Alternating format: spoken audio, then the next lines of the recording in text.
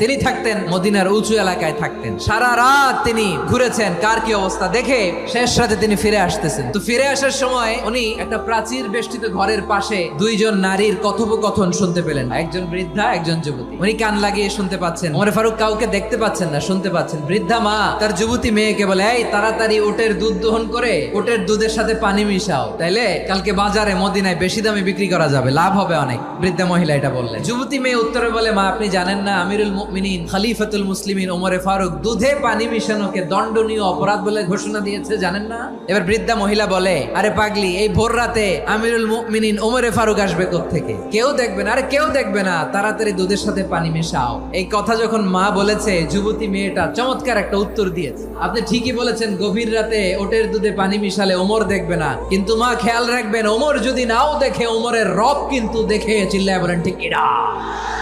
This is called তাকওয়া।